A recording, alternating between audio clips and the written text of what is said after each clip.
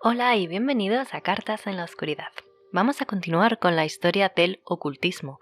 Para quienes no hayáis escuchado los primeros capítulos, siempre podéis localizar los anteriores en el canal. Lo dejaré de todas formas aquí abajo o por aquí arriba. Y para quienes me escuchéis por primera vez, estoy haciendo un recorrido cronológico. Estamos ya en el siglo XIX. Nos queda poquito para terminar y como comentamos en el anterior, nos quedamos en un importantísimo punto que después daría lugar a lo que hoy en día se ha establecido como grupos ocultistas, o como queráis llamarlo. Lo más importante son los establecimientos de grupos masónicos, el espiritismo, que se estableció fuerte en la época victoriana, y todo un séquito de personajes que surgieron de toda esta filosofía ocultista. Tenemos que entender que en este momento el ocultismo adquiere dos vertientes muy diferentes. Sin embargo, son vertientes que han permanecido desde el inicio de los tiempos, desde que el mundo comenzó sus conocimientos, es decir, la lucha eterna entre el bien y el mal. Algunos utilizaban estos conocimientos para el bien y otros para el mal, como ha sido siempre. Como veis en este análisis cronológico estoy citando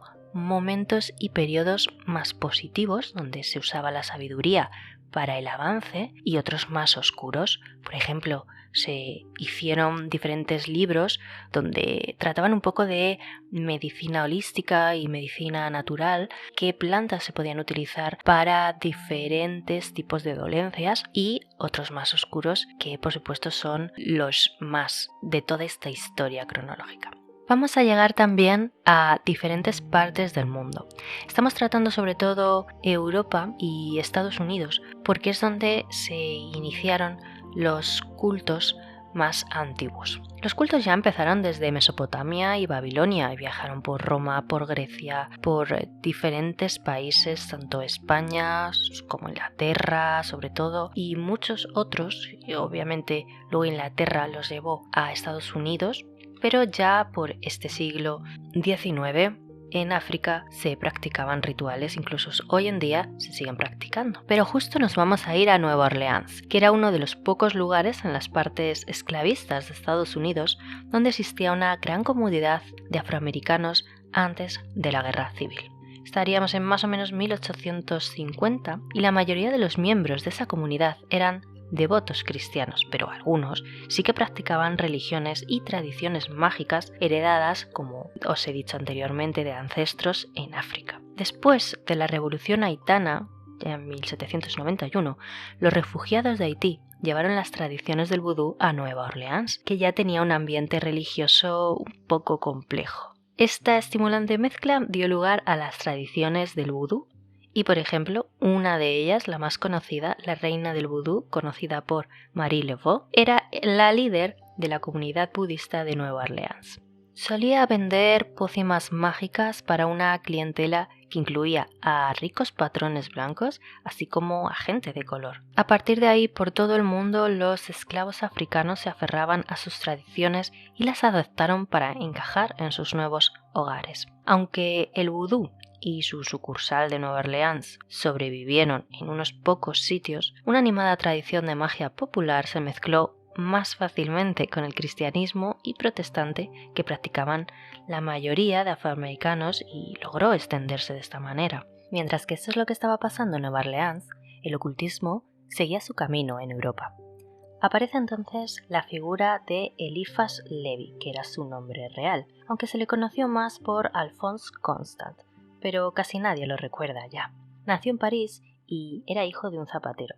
La verdad es que pasó su juventud en el seminario, pero al darse cuenta de que no estaba hecho para el celibato, pasó a trabajar como escritor y periodista. Su primer libro era un manifiesto político llamado La Biblia de la Libertad. Este libro le llevó a prisión, así que imaginaros cómo sería. También es cierto que era otra época, pero las invocaciones que al principio en el espiritismo habían comenzado a ser algo más familiar o de algún espíritu fallecido antepasado, empezaron a ser otro tipo de invocaciones. En el caso de Constant, se metió en el círculo de los Rosacruces, incluso dijo que el fantasma de Apolonio de Tiana se le había aparecido. Se dedicó a un intenso estudio de la literatura de la magia, publicando de hecho el Dogma de Alta Magia, que también es bastante reconocido por ocultistas y gente que nos gusten estos temas, y él estaba convencido que era una manera de entender el cosmos y que todas estas enseñanzas no habían perdido su relevancia con el paso de los años, que seguían ahí, que algo seguía ahí desde tiempos remotos. ¿Qué tiene de importante este libro que él sacó, El dogma y ritual de la alta magia? Pues que por primera vez presentaba las enseñanzas del ocultismo de una manera que podían entender todas las personas, todos sus lectores, cualquiera que se acercase al libro, porque se valía además de ideas científicas y filosóficas. Hasta entonces los libros habían sido un poco más concretos y había que saber bastante del tema para poder entenderlos. También lógicamente tuvo trato con la cábala y al final muere de una bronquitis bastante grave. ¿Y qué creéis? ¿Que eran todo hombres? ¿No había mujeres? Pues sí que había mujeres que en esta época pertenecían a sectas, incluso mujeres masónicas o que pertenecían al espiritismo o a la época de las brujas. A partir de este momento fue un periodo muy importante donde surgieron un montón de sectas, de hermandades, de círculos que practicaban el ocultismo, como por ejemplo la Hermandad de Oilíes, la Sociedad Teosófica, que por ejemplo la diferencia que tenían es que ellos creían que enseñar ocultismo no necesitaba un voto de silencio, que podían decir que pertenecían a estas sectas. La Orden Martinista, la Orden Hermética de la Aura Dorada, por supuesto seguían los Rosacruces, se abrieron también los primeros comercios de vudú en el 1897 y aparece en escena un importante personaje que pasará a la historia, Aleister Crowley. A principio se inició en la Orden Hermética de la Aura Dorada, como os he comentado antes, y los responsables en Londres le encontraron difícil de tratar a Aleister Crowley y rehusaron de iniciarle en el grado de adepto menor. Así que tuvo que irse a París, donde tuvo que convencer a un maestro, Samuel Mathens, para que le hiciera de la orden. Al parecer, Crowley tuvo una especie de visión, y tras esto crearía el libro de la ley de la Gran Bestia 666. Esto era básicamente una nueva religión que, según Crowley, sustituiría al cristianismo. La religión se llamaba telema, que significa voluntad en griego, y básicamente esta religión decía que hicieras lo que te diera la gana porque esa era realmente la ley. La verdad es que en ese momento tampoco tuvo demasiada importancia todo lo que Aleister Crowley había hecho. No fue hasta 1960 cuando su legado sí que le dio su importancia, aunque él muere en 1947. Puedo hacer próximamente, dejarme en los comentarios un programa solo de Aleister Crowley porque hay cosas muy interesantes sobre su religión y sobre su vida. Tenemos que citar ahora a dos importantes personajes en la historia, como son Sigmund Freud y Carl Jung. Sigmund Freud sobre todo tuvo su importancia a principios del siglo XX en la investigación sobre la mente inconsciente. Fue el comienzo de una nueva revolución en la psicología, señalando las conexiones entre las represiones del deseo sexual y las enfermedades mentales que ayudaron a derribar lo que quedaba de la moral victoriana. Entre los aliados más cercanos a Freud, en su nuevo movimiento psicoanalítico estaba el psiquiatra suizo Carl Jung.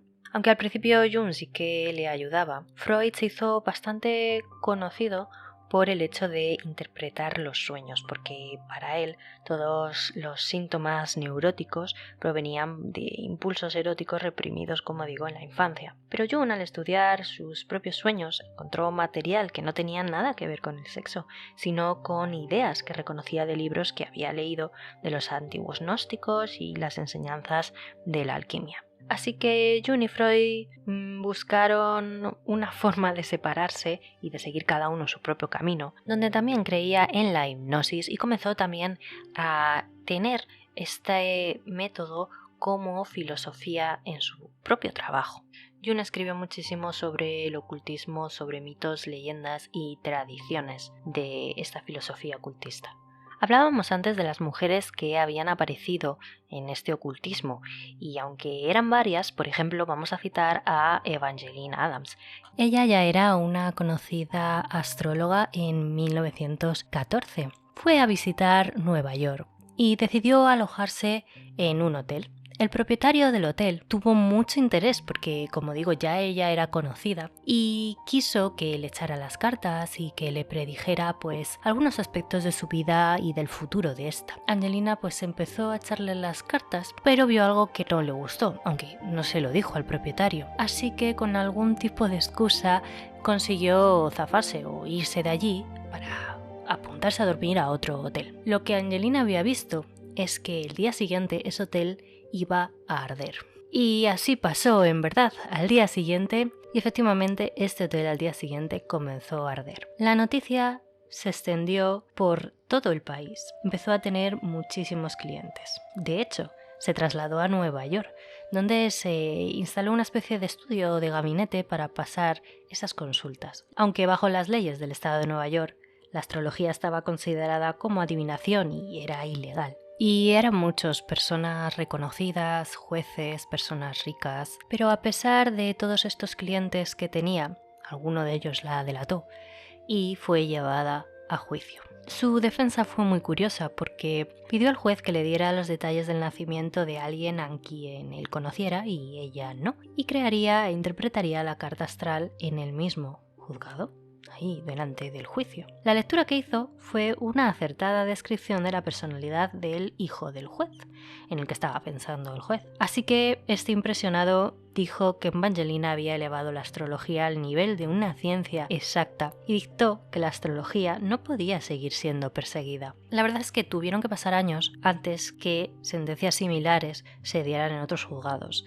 pero el clima de opinión ya había cambiado. A mediados del siglo XX, los astrólogos practicaron su arte sin ser molestados en la mayor parte del mundo occidental, incluso hoy en día, como ya sabemos. Llega un importante contexto histórico en la historia del mundo. Es la Segunda Guerra Mundial y la aparición de personajes como Adolf Hitler. Existió una sociedad, la sociedad Thule, aunque existieron otras sociedades similares en Alemania antes y durante la Primera Guerra Mundial, pero es verdad que ninguna tuvo un impacto tan dramático en la política de su tiempo. Empezó como una rama de Bavaria de una sociedad secreta nacionalista, la Orden de los Alemanes, pero como digo, cambió de nombre hasta acabar con la sociedad Thule. Esta sociedad apoyó a la reacción conservadora, organizando milicias, y tenían un papel central en la coordinación de la contrarrevolución, que al final fue lo que hizo que derrocó a la República Soviética de Baviera en 1919. Otros personajes también aparecieron en esta época, como por ejemplo Margaret Murray, que fue una importante bruja que por supuesto practicaba la brujería y además pertenecía a la rama dorada, que afirmaba que muchos mitos y rituales provenían de una arcaica religión de la fertilidad. Murray estaba convencida de que las cazas de brujas en los años anteriores habían destruido una religión de la fertilidad exactamente igual a la que se describió en tiempos antiguos. Adoraban a un dios con cuernos y se reunían en aquelarres de 13 personas. Ella sostuvo que cuando Europa se convirtió al cristianismo en los años oscuros para ellos, muchos de los pobres rurales mantuvieron su antigua religión hasta que fue aniquilada por la violenta persecución de estas brujas. Fue el cristianismo, obviamente, quien arrasó o intentó arrasar con este tipo de culto. Pero ya lo veremos al finales de este siglo, incluso en el presente siglo, al final de los capítulos, como nunca realmente han conseguido erradicar estas religiones o este ocultismo traspapelado con la realidad. De hecho, Murray publicó un libro que se llamó La brujería en Europa Occidental y luego escribió otros libros, como por ejemplo El dios de las brujas y El divino rey de Inglaterra, donde contaba todas las persecuciones injustas que habían tenido las brujas en su momento. El tema es que Margaret Murray dio muchos ejemplos que luego se comprobaron a lo largo de la historia que habían sido manipulados, porque hizo algún trabajo con documentos históricos, pues habían sido manipulados por Murray. Tenemos que citar a otro importante personaje de la historia. Estamos ya en 1924, nos estamos acercando al final. Y entonces aparece un mago o o un ilusionista más bien llamado Houdini. Y Houdini trataba de destapar a todos los falsos mediums que habían surgido ya hace años en toda la sociedad del momento. Recordemos que en los años 20 el espiritismo se había convertido en una parte familiar de la escena religiosa de Occidente. Se podían encontrar iglesias espiritistas en la mayoría de las ciudades y había pueblos turísticos que atraían a cientos o miles de creyentes a eventos veraniegos que combinaban el recreo con sesiones de espiritismo. Los medios con más éxito afirmaban que los espíritus que se comunicaban a través de ellos podían hacer sonar campanillas a distancia, escribir mensajes con tiza en pizarras, incluso mostrar manos u otras partes del cuerpo hechas de una sustancia llamada ectoplasma, que sonará de alguna película respecto a el rastro que van dejando los fantasmas. La dificultad consistía en que muchas de esas declaraciones no eran más, obviamente, que un descarado fraude. Entonces, un comité de expertos empezó a desafiar un poco a estos mediums y decidió crear un grupo donde se estaba investigando a la famosa medium Mina Crandall, y este grupo invitó a unirse con ellos a Harry Houdini, aunque su nombre real era Eric Weist. En ese momento era bastante conocido, era el más famoso en escapismo o en magia. Así que Houdini estaba muy emocionado, aceptó ansioso la invitación y se fue a Boston. En Boston, esta famosa medium Mina tuvo que hacer una exhibición. Y lo que Houdini presenció le convenció de que era un fraude deliberado, que se valía de diversos trucos de magia para producir los efectos que hacían creer a sus clientes que se comunicaba con espíritus y desviaba las críticas con sus personales encantos. Le gustaba realizar las sesiones desnuda y tuvo tórridos affairs con varios de los que la habían investigado. Bueno, ya hemos visto que sí que había otras personas, tanto mujeres como hombres, que tenían algún tipo de poder, entre comillas, pero quizás sí que manejaban la astrología o tenían algún tipo de percepción. Pero claro, en el caso de esta tal Mina, no tenía nada de eso, era un total fraude en este caso. Así que Houdini lo que decidió hacer es realizar una gira haciendo representaciones donde demostraba exactamente cómo los falsos medium realizaban los supuestos milagros. Toda esta campaña tuvo un gran éxito, que fue un poco el culpable de que el espiritismo en ese momento, que antes atraía masas, se convirtiera en un fenómeno marginal. Recordemos que en esta época seguían todas estas sectas, como por ejemplo hemos hablado de los Rosacruces o de los masones, seguían en activo y añadiendo a más y más personas y expandiéndose por todo el mundo, sobre todo por Europa. A partir de aquí tampoco ya hay una gran extensión del ocultismo, porque las bases ya se habían afincado años atrás, incluso siglos, así que a partir de ahora simplemente se va a mantener este tipo de creencias ocultistas, este tipo de sectas, como digo, y sobre todo de misticismo o espiritismo. Incluso también hay que citar, como he citado en programas anteriores, todo el tema respecto a la cábala, que continúa entrenando, por así decirlo, en esta vía y camino hacia el ocultismo. Por ejemplo, surgen libros como La Cábala Mística, que es una de las publicaciones más importantes. Esta publicación es de 1935 y allí se desarrolla en detalle la base filosófica y simbólica de la magia del aula dorada. Este y otros libros fueron de obligada lectura en la mayoría de las escuelas ocultistas en la segunda mitad del siglo XX. Así también seguía siendo muy importante la astrología.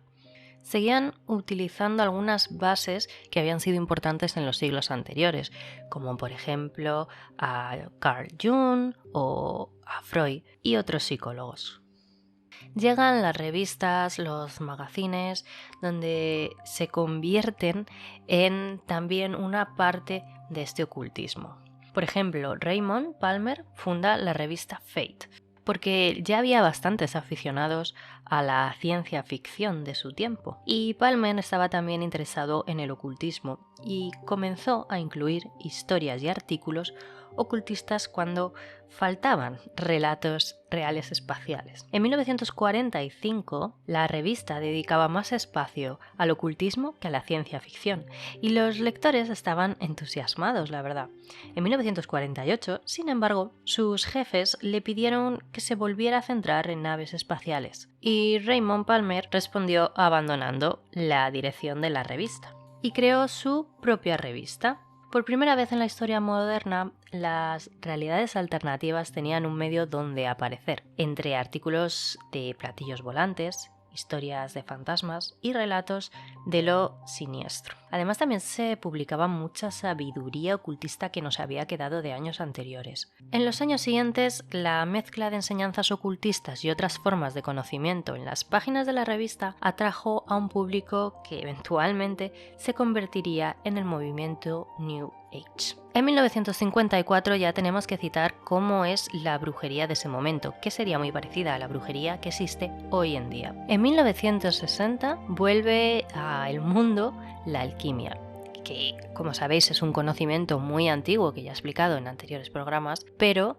en este momento como que se vuelve a poner de moda, vuelve a resurgir y, por ejemplo, aparece Albert Reider, que es un alemán que nació y creció en una escena ocultista alemana del periodo de entreguerras. Así que se volvió a interesar especialmente por la alquimia y conoció a muchos colegas alemanes y franceses, incluido el misterioso Fulcanelli. Durante la guerra asistió a clases de alquimia en la sede de la antigua y mística Orden Rosacrucis, la Orden de los Rosacruces, y después de esto fundó una escuela que se llamó en español Sociedad de Investigación Paracelsus. Paracelsus es en honor del famoso sanador y alquimista, y publicó el Manual del Alquimista, que era la primera introducción a la práctica de laboratorio de alquimia ampliamente disponible. Tanto la escuela que fundó como el libro salieron en un momento muy importante, porque le dotó de muchísima popularidad, así como volvía a ir aumentando el interés por el ocultismo. Las siguientes 2 décadas vieron emerger una pujante subcultura alquímica en Estados Unidos y el resto del mundo occidental. A principios de los 80 trató de fundar incluso una universidad con su propio campus de edificios de estilo gótico con el dinero de la venta de sus medicinas y de sus libros. De hecho, consiguió montarla, que se llamó la Universidad Paracelsus, pero no duró mucho, cerró poco después de la muerte de este personaje. Aunque sí que es verdad que en ese momento la alquimia había recuperado su papel tradicional entre las disciplinas más importantes de la tradición ocultista. Aparecen diferentes escritos ya en 1969 sobre antiguas historias y en concreto sobre la Atlántida. Aparece un libro llamado Una visión sobre la Atlántida por un joven autor inglés llamado John Mitchell. Mitchell escribió muchos libros sobre temas relacionados, por ejemplo, la Sagrada Geometría, los misterios de la Tierra y otros muchos temas ocultistas que se abrieron paso entre la cultura popular, ayudando a dar forma al creciente movimiento New Age que hemos nombrado antes. Llegamos a otro importante momento de la historia: la creación de la Wicca. Ya estamos en 1979, nos queda muy poquito para terminar. Se comenzaron a publicar una serie de libros. Sobre todo empezaron en Estados Unidos, en Boston más concretamente. Libros como por ejemplo Bajando la Luna de Beacon Press, que era como un estudio periodístico acerca de la contracultura pagana norteamericana. En San Francisco, también otro autor llamado Harper publicó La danza en espiral, una introducción a la Wicca por una neopagana llamada Starhawk.